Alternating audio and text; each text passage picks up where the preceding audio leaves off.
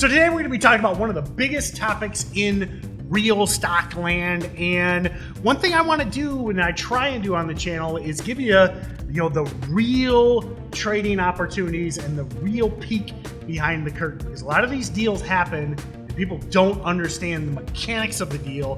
They get trapped, especially on a long-term investment.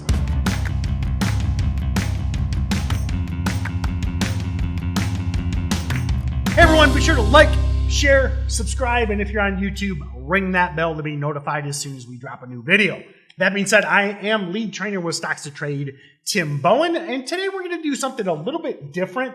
Always looking to experiment on the channel, and reminds me of something I used to do on what was called Market 411 and the early days of Twist, This Week in Steady Trade, or StocksToTrade, which we kind of bounce back and forth. But anyway, kind of talking a little bit more bigger picture business and real stock ideas. Now, I know most of you are probably interested in crazy low float runners. We got LGVN, went from like $2 to $8 today. Interesting. But a lot of you are also interested in real stock land. And even if you're more of a penny stock guy, I've seen a lot of people get, for lack of a better term, tricked by a lot of these deals. And what I'm talking about is Johnson & Johnson and GE breakups. Okay, so what you have here, and this is a little bit of a opinion piece, so bear with me, but what we've seen, especially in the 20th century and now into the 21st century, really in that late post-war era and then going into the 70s and 80s, was this whole roll-up into conglomerate corporations, where they would pick up a lot of these smaller companies, roll them up, turn them into this big conglomerate. Johnson & Johnson, GE was probably the first one. Jack Welch was kind of the master of this. If you go back and read into Jack Welch with what he did with GE, GE obviously was begun by Edison, started out with, the electric bulb. And then you look at the 80s and the 90s with GE and its insurance, jet engines, medical equipment. I remember growing up, I had a GE, stereo, a GE TV. Appliances. Basically, especially in the 80s and 90s, if you're old like me, half the stuff in your house came from GE. And Johnson & Johnson, very similar. Mondelez, in the food side of things. You've seen this happen. And what happens is, it sounds good, but I have always been against these deals because, at the end of the day, the only people who get paid, the only people that make real money on these, lawyers, accountants, and the suits.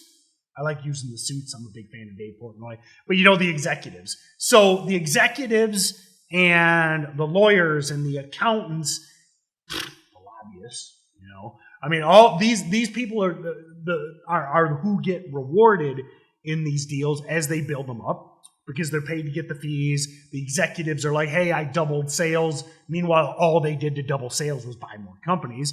They probably profit margins probably lower, but then they allow that, they put that on their resume, they brag about it, they get another job, they hop around. You'll see these executives never stay anywhere.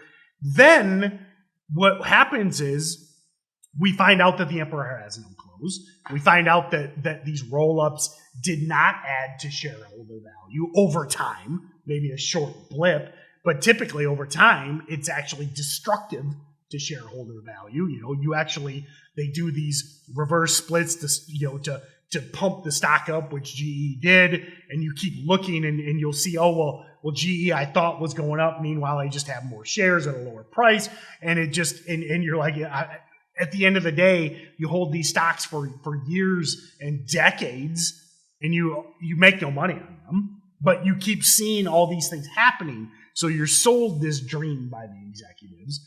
Then they reach back to that emperor has no clothes point, where people start finally realizing, wait a minute, you've done all this stuff, you spent all these legal fees, all these bonuses to the executives, all these accountants got paid, and me, the individual shareholder, I'm still sitting here with my, 5,000 share position, and 5 years later it's worth 5,010, or it's worth $49.90. So then the shareholders start raging and say, we need to uncap shareholder value. That's where we get to today with Johnson & Johnson GE. because that's that age-old term when they start splitting it back up to unlock shareholder value. Okay, GE's going to go specifically jet engines, specifically insurance, specifically medical equipment. And this is where people fall for this stuff, and it drives me nuts because all that's happening right now, November 18th, this story in the Wall Street Journal, is that they're reversing that process. So now, who gets rewarded? Lawyers, accountants, lobbyists, executives. You'll end up buying the jet engine division. You'll end up buying the medical division, and those stocks will go nowhere. They'll pretend like shareholder value is uncapped because the stocks will steadily uptrend for a little bit. They'll take their bonuses. They'll move on. Those divisions will eventually fade back to where they came from because they're still poorly run. Nothing changed. Nothing changed. It's a bunch of legalese. It's a bunch of crap. And it's a bunch of people getting enriched off of selling you something in the Wall Street Journal. CNBC is the worst. I actually have a little bit of respect for the Wall Street Journal. CNBC, Fox Business, they will convince you that these are good investments, probably because they're getting paid. I don't know, but probably.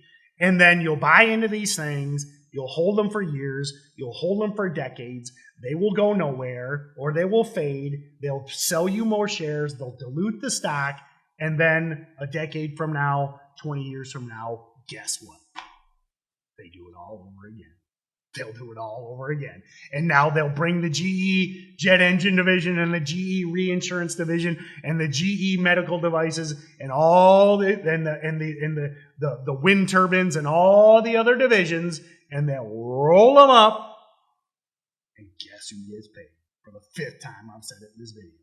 Not you, the individual shareholder. And plus, the best part is, somewhere along there, there'll probably be a government bailout because they'll botch this deal and then they'll do it to save jobs, even though, now, no executives will lose their job. The working man, the guy down on the line will lose his job, then we'll be forced to subsidize these terribly run companies to roll them all back up again and repeat that same process.